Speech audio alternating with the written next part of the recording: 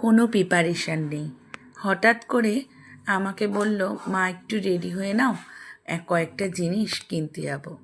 ঠিক আছে, ছেলের কথা মতন আমি আর ওর বাবা একটু রেডি হয়ে নিলাম।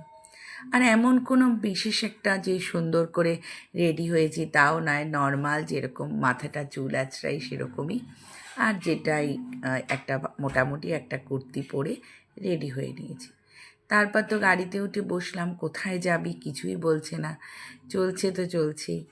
ওমা, হঠাৎ করে দেখি আমার একটা খুব প্রিয় রেস্টুরেন্ট সেখানে নিয়ে এলো। আর এই রেস্টুরেন্টটার মধ্যে খাবার সার্ভ করে কিন্তু ট্রেন। এটা ট্রেন রেস্টুরেন্ট।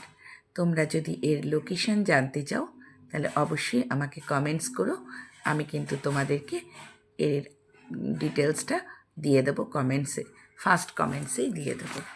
খুব ভালো মুহূর্ত কাটালাম। তারপর বিভিন্ন রকম আইটেম অর্ডার করলো আর সেগুলো খাওয়া দাওয়া হলো।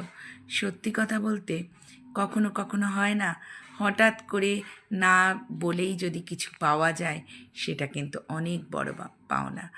আরেকটা কথা তোমাদেরকে বলি, এটা কিন্তু একটা ভেজ রেস্টুরেন্ট। তোমরা অসাধারণ কিছু ভেজ আইটেম খেতে হলে যেও। তারপর বাড়ি ফিরে আসছি। বাড়ি ফিরতে ফিরতেই শ্রীভূমির লাইটগুলো এখনও কিন্তু জ্বলছে, তাই বেশ ভালো লাগলো। আমিও আমার ক্যামেরা বন্দি করলাম।